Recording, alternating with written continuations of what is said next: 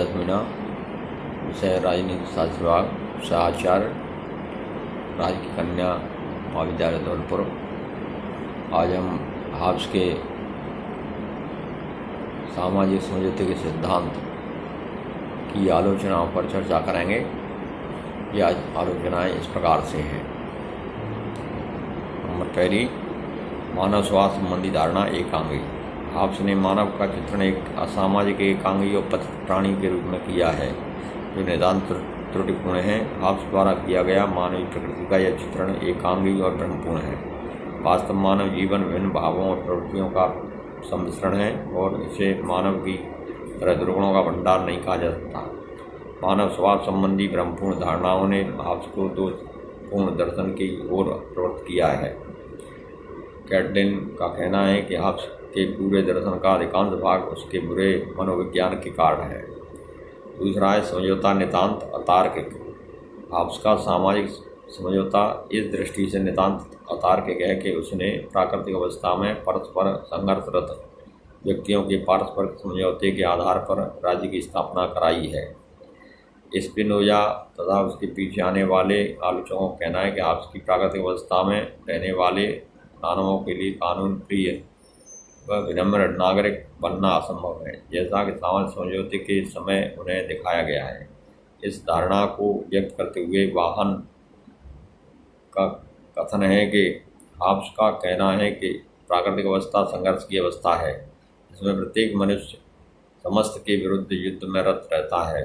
भला हम यह कैसे मान सकते हैं कि इस प्रकार के गुणों से विभूषित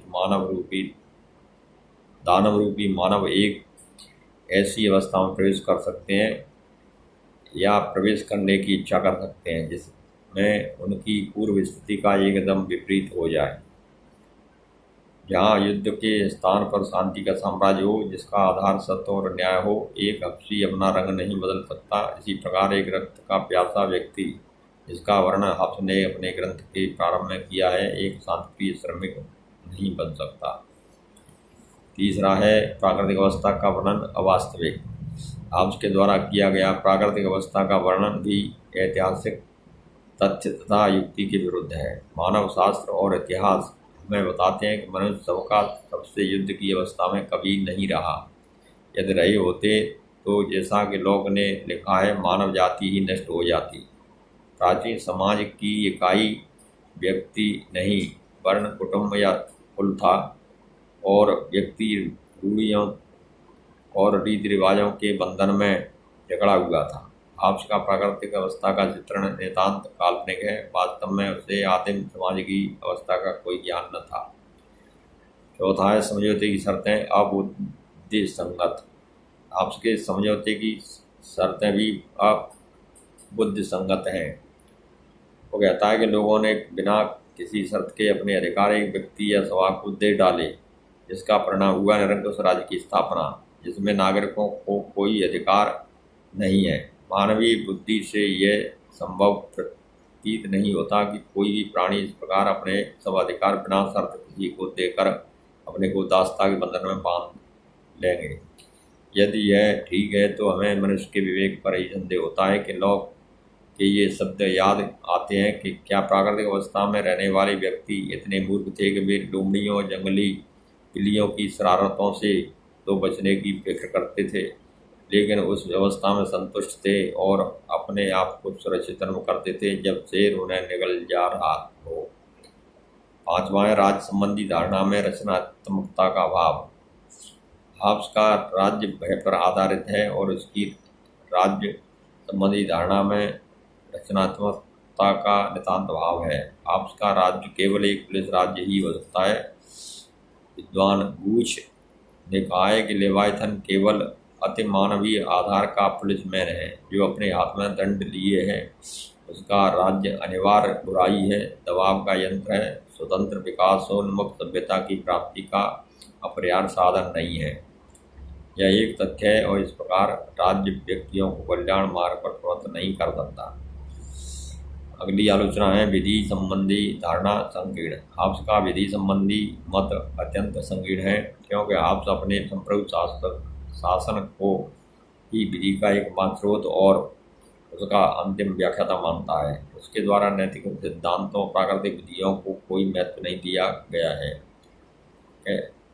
क्लेरेंडन का कथन है कि उसे इंग्लैंड की विधियों और प्रथाओं का भी कोई ज्ञान नहीं था। सातवां है, राज्य और सरकार में अंतर नहीं। हॉब्स के सिद्धांत की एक विशेष त्रुटि यह है कि उसने केवल राज्य के सिद्धांत ही नहीं वरन सरकार के विरुद्ध भी प्रजा का विद्रोह अमान्य ठहराया है।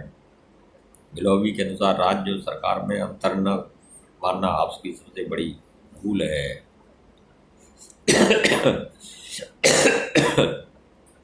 निरंकुश संप्रभुता का समर्थन अनुचित।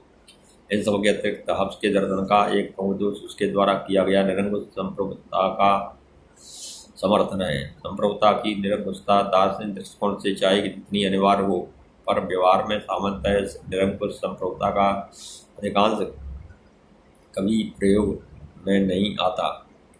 हॉब्स ने इस वास्तविकता को दृष्टि में नहीं रखा है कि सामान्यतः संप्रभुता नियंत्रित रूप में ही कार्य करती है, इसलिए उसके सिद्धांत व्यावहारिक राजनीति के तथ्यों के विरुद्ध प्रतीत होते हैं। इसके अतिरिक्त यह भी कहा जा सकता है कि निरंकुशता की ओर तो शासन की स्वाभाविक प्रवृत्ति होती ही है।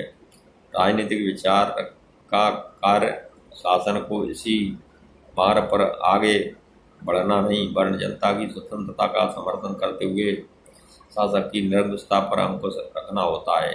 लेकिन आपने तो उसके विपरीत ही आचरण किया है।